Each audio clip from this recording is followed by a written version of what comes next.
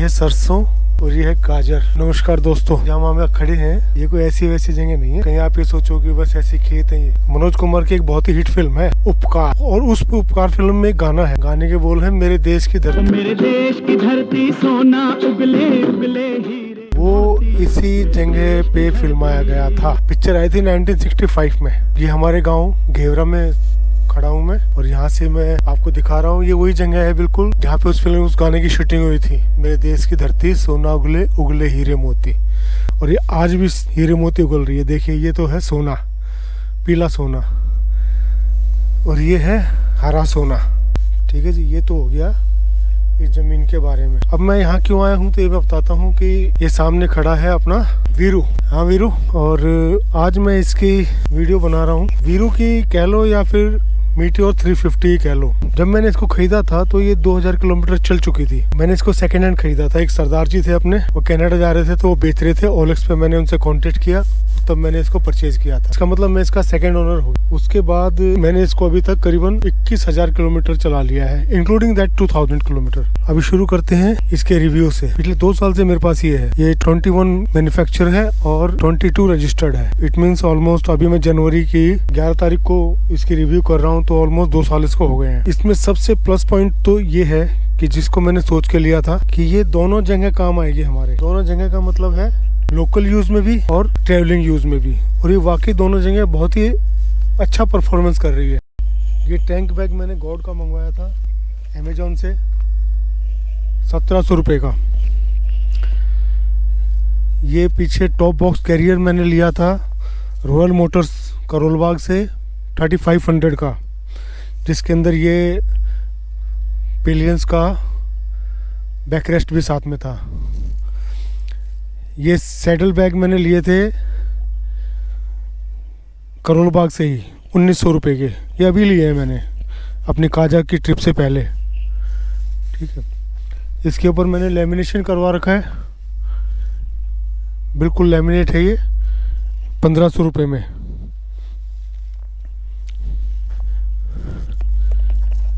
ये fog light मैंने लगवाई थी 1000 रुपये में रॉयल से ही।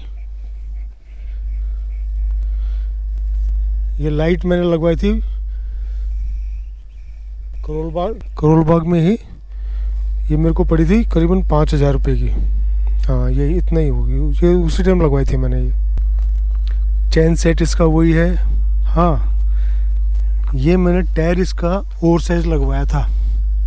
आप जाके देख लीजिए, मैंने इसकी वीडियो बना रखी है अलग से। वीरू के लिए वुडलैंड के जूते मैंने पहनवाए थे। ये मेरे को पड़ा था 4000 रुपये का शोरूम में। ऑनलाइन यही 4600 का दिखा रहा था। अभी पता नहीं 5000 का दिखा रहा है, कितने का दिखा रहा है। बाकी इस बाइक में मेरे को कहीं से भी कोई कमी लगी नहीं। एवरेज इसकी 40 के करीब है। ये टायर डलने के बाद थोड़ा सा फ़र्क पड़ा है एवरेज पे। बाइक पीछे से थोड़ी ऊंची हो गई है, बुल शेप में नहीं रही है। पहले बुल शेप में थी। बुल शेप में मतलब आगे से ऊंची, पीछे से नीची। अब ये बैलेंस हो गई है दोनों तरफ से, आगे और पीछे दोनों से। तो शायद इसके कारण इसके एवरेज में फ़र्क पड़ा है, या फिर हाँ टायर के कारण ही पड़ा होगा। ठीक है जी, एवरेज इसकी नॉर्मली रही है सिटी में 30, और हाईवे पे ने इसकी 42-43 तक इसकी एवरेज मैंने ली है, क्योंकि मैं चलाता हूँ 70-80 के बीच में, इससे ज़्यादा नहीं। अब जैसे हम जैसे लोग हैं, जैसे हम जैसे का मतलब ये है कि एजेस्ट लोग कह लो आप, मैं 55 का हूँ, तो उस हिसाब से ये बाइक परफेक्ट है। इसके अंदर मेरे को क्रूजिंग भी हो जाती है, टूरिंग भी हो जाती है, और मेरे को थकावट भी नहीं होती है, क्योंकि इसका सेटिंग पोस्चर ऐसा है कि आदमी जो है ना, ये हैंडल करीबन आगे आ जाता है और हमें ज़्यादा झुकना नहीं पड़ता है। ठीक है, पिलियंस के लिए थोड़ा सा ये दिक्कत करती है। जो पीछे बैठता है तो उसके जो ये कह लो कि जब वो 100-150 किलोमीटर की सवारी करता है तो फिर तशरीफ़ के टोकरे गालियाँ देते हैं उसको, बड़ा मुश्किल हो जाता है। सीट बड़ी नैरो है, और बहुत ही कम इसके बीच में गैप है। गैप ज़्यादा भी कर लो तो भी कोई फ़र्क नहीं पड़ेगा, मेरा ऐसा मानना है। मैं गांव में भी लेके चलता हूँ इसको, मैं कच्चे पक्के और शहर में सब जगह चलता हूँ। ये ऑल पर्पस बाइक है। अगर आप क्लासिक ले लो या फिर बुलेट नॉर्मल ले लो तो उसको इतनी कॉमन है कि उसको कोई नोटिस नहीं करता है, इसको सब नोटिस करते हैं। ये तो एक बात है। अब जब से मैंने ली है इसके अंदर मैंने करीबन चार सर्विस करवा ली है। 4 में से मैंने 2 बार तो इसके अंदर डलवाया है मोटूल का 300V, जो भी आप ऊपर देख रहे हैं ना, ये वाला ऑयल। ये एक ऑयल उस टाइम मेरे को पड़ा था, पहली सर्विस में पड़ा था 900 रुपये का, करीबन 1.5 साल पहले। मैंने इसको लेते ही सर्विस करवा ली थी। मैं कहा उन्होंने मेरे को बताया भी था कि सर्विस हो चुकी है, लेकिन इवन दो मैंने कहा नहीं यार, मैं अब तो तब मैंने डलवाया था करोल बाग से, मेरे को ये मिला था 900 रुपये का 1 लीटर, तो 1800 रुपये का पड़ा था मेरे को ये। ठीक है, बड़ा अच्छा इसने परफॉर्म किया। अभी मैंने फिर से डलवाया ये बीच में। फिर मैंने जो है ना बुलेट की वो एक स्कीम चल रही थी कि भाई 2 सर्विस इकट्ठा करवाओगे तो आपको जो है ना 1200 रुपये में हो जाएगी, वरना 1600 रुपये में होगी। तो मैंने उनका वो पैकेज ख़रीद लिया था। तो उस पैकेज में फिर इन्होंने अपना इंजन ऑयल डाला। अब इनके इंजन ऑयल में क्या है कि इनका इंजन ऑयल जब ये 1,500-2 हज़ार किलोमीटर हो जाते हैं ना इसके डले हुए, तो मैंने नोट किया है कि जब हम चलाते हैं तो 70-80 पे फिर ये थोड़ा सा वाइब्रेट करने लग जाती है। लेकिन ऐसा मोटूल के 300V के अंदर ऐसा नहीं हुआ, उसके अंदर स्मूथ चली। तो अब की बार मैंने सर्विस तो करवाई थी बुलेट वालों के यहीं से, लेकिन मैंने इसके अंदर इंजन ऑयल डलवाया अपना 300V का। अब वो मेरे को मिला है 1100 रुपये का, लगा लो आप।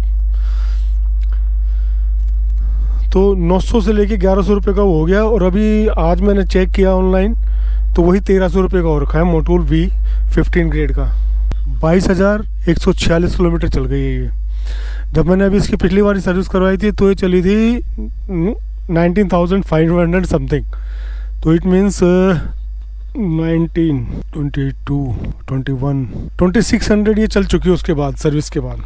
किसी ने अगर सिटी प्लस टूरिंग प्लस मौजिंग के लिए चाहिए लेनी है तो इससे अच्छी बाइक मेरे को नहीं लगता कि कोई होगी। अब बात करते हैं इसके कॉन्स के। एक तो पिलियन के लिए जगह नहीं है, पहली बात। दूसरी बात, जब टेल बॉक्स लगा देते हैं, पेनियस लगा देते हैं, पिलियन बैठ जाता है। और जब हम पहाड़ के ऊपर चढ़ते हैं तो इसकी मैया मर जाती है। इन द सेंस ये जो है ना पुल नहीं कर पाती है। इसके इंजन में से एक अजीब सी आवाज आने लग जाती है। अकेले हो, ज्यादा एक्सट्रीम चढ़ाई हो तो भी बोलती है, लेकिन अगर पीछे कोई बैठा हो तो फिर तो जैसे सांप सूंघ जाता है। एक तो ये प्रॉब्लम है। प्रॉब्लम सिर्फ इसमें नहीं, हर मीटियोर के अंदर, हर 350 इंजन के अंदर। दूसरी प्रॉब्लम, जब पहाड़ के ऊपर चढ़ती है और बाई चांस हमने चढ़ाई पर रोक तो इसका पूरा वजन पीछे की तरफ हो जाता है। तो पीछे की तरफ होने के कारण फिर ये पीछे सरकने लग जाती है। क्यों, अगला ब्रेक लगा दो तो अगला टायर ऊपर उठ जाता है, तो वो ब्रेक काम नहीं करता है। एक ये इसके अंदर प्रॉब्लम है। दूसरा, जब इसका आप मोड़ो तो इसका हैंडल जो है ना बड़ा आपको लंबा हाथ करना पड़ता है मोड़ते वक्त। जैसे ये है, ये अगर ऐसे मैंने मोड़ दी और मैं यहाँ बैठा हूँ तो हाथ बहुत आगे बॉडी को लेके जाना पड़ता है। ठीक है जी, ये 2 कमियां मेरे को इसके अंदर लगी हैं। और तो मेरे को इसके अंदर कोई ज्यादा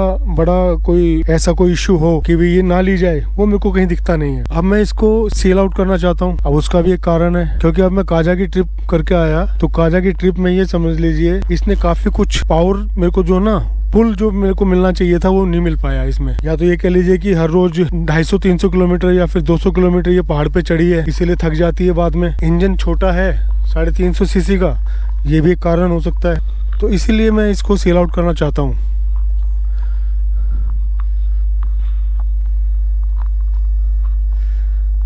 अब इसके बाद और क्या लिया जाए, ये सबसे बड़ा क्वेश्चन है।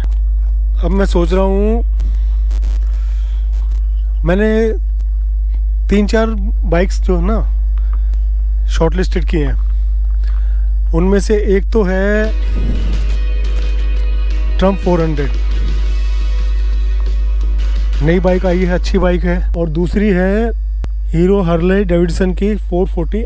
इसके बाद मैंने तीसरी देखी है, वो है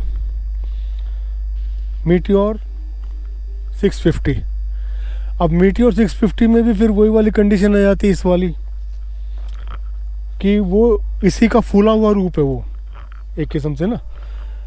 तो वो पिलियंस के साथ तो शायद मेरे को नहीं लगता कि वो कोई तंग करेगी, कोई पुल के अंदर उसके अंदर कोई प्रॉब्लम आएगी, क्योंकि उसका ऑलरेडी जो है ना 35 Nm टॉर्क है और 40 PS है पावर की। तो मेरे को नहीं लगता कि उसके पुल में या फिर पिकअप में कोई दिक्कत आएगी, ओवरटेकिंग में कोई दिक्कत आएगी पिलियन के साथ। लेकिन सबसे बड़ी प्रॉब्लम उसमें यही है, जब मैं पहाड़ पे चढ़ूंगा तो पीछे पिलियन बैठा है, पीछे टेल बैग है, सैडल बैग है, वो भी आगे से उठ जाएगी। उसके अंदर प्रॉब्लम है ग्राउंड क्लियरेंस। इसका ग्राउंड क्लियरेंस जो है 165 है mm, ठीक है जी, और उसका है 135। अब 135 है, मेरा तो गांव में रहना है, कच्चे पक्के में रहना है, तो मेरे को यही बस एक कंसर्न है कि वो जगह जगह नीचे से टच होगी। बाकी वो बाइक बिल्कुल ठीक है, सॉलिड बाइक है, अच्छी लगती है, और शायद मैं भी उसके ऊपर बैठा हुआ अच्छा लगूंगा, ऐसा मेरा मानना है। बाकी आप लोग बताना, ठीक है। तो ये उसके बाद फिर मैंने एक और कंसिडर की है, KTM एडवेंचर 390। वो बाइक थोड़ी सी रिफाइंड बाइक है इनके मुकाबले। उसका इंजन भी बड़ा पावरफुल है और उसके ऊपर वेट भी कम है। अब वेट कम होने का एडवांटेज ये है कि मैं उसके ऊपर एक्स्ट्रा वेट डाल सकता हूँ, क्योंकि उसका अधिकतर पार्ट्स उसके प्लास्टिक के हैं और उसका पुल भी बड़ा अच्छा है। और फिर लास्ट में मैंने कंसीडर की है, इनकी एक रॉयल एनफील्ड वालों की आ रही है शॉटगन। शॉटगन जो है वो सुपर मीटियर वाला इंजन है, इंटरसेप्टर वाला इंजन उसके अंदर है, ठीक है। वो उसके अंदर बस एक की है कि जैसे सुपर मीटियर का ग्राउंड क्लियरेंस है 135 mm, जस्ट 135 mm, और शॉटगन का 140 mm है, खाली 5 mm ज़्यादा उससे। लेकिन वो रेट्रो स्टाइल की मोटरसाइकिल है, जैसे कि अपना रेट्रो स्टाइल कहे तो जैसे क्लासिक, बुलेट क्लासिक, ठीक है ना, उस तरीके की है वो ट्रम्प। तो उसके अंदर सेटिंग पोस्चर भी ठीक रहेगा, और बाय चांस कभी ऑफ रोडिंग करनी पड़ी तो थोड़ा सा मैं उसके ऊपर खड़ा होकर भी ड्राइव कर सकता हूँ उसको, ये उसके अंदर एडवांटेज है। तो सुपर मीटियोर में ये प्रॉब्लम आनी है मेरे को। लेकिन जो बाइक की लुक है, जो बाइक का पंच है, वो तो देखिए कहीं तो कॉम्प्रोमाइज़ करना ही पड़ेगा। अब शॉटगन अभी रिलीज़ हो जाएगी मेरे ख्याल, अभी लॉन्च हो रही है वो इसी महीने 15-17 तारीख को मेरे ख्याल। तो उसको देखते हैं, अगर वो थोड़ी सी ग्राउंड क्लियरेंस उसमें बेटर मिलेगा तो उसको कंसिडर करूँगा। बाकी आप लोग कौन सी बाइक मेरे को सजेस्ट करते हैं कमेंट बॉक्स में लिख के बताना। तो ये रिव्यूज़ है, और तो मेरे को इसके अंदर कोई कमी तो मेरे को लगती नहीं है इसके अंदर। वैसे इसी का ये अकेली जो है 200 किलो की है, और सुपर मीटियोर जो है वो 240 किलो की है। तो एक कंसर्न मेरा ये रहेगा कि भाई क्या किया जाए, गिर गई तो उठाएगा कौन उसको, और मैं तो वैसे भी अकेला चलता हूँ। चलिए देखते हैं क्या किया जाए क्या नहीं किया जाएगा। लेकिन ये रॉयल एनफील्ड का एक अच्छा प्रोडक्ट है, बहुत ही अच्छा प्रोडक्ट है। अगर आपको कॉम्बिनेशन में कोई बाइक खरीदनी है, स्टाइल के लिए भी, परफॉर्मेंस के लिए भी, सिटी के लिए भी, टूर के लिए भी, तो इससे अच्छी बाइक शायद ही कहीं मिलेगी आपको। इतने रेट पे 2 लाख 2.5 लाख की आती है ये। इस रेट पे आपको शायद कोई और दूसरा प्रोडक्ट किसी भी कंपनी का मेरे को लगता नहीं है कि बेटर रहेगा।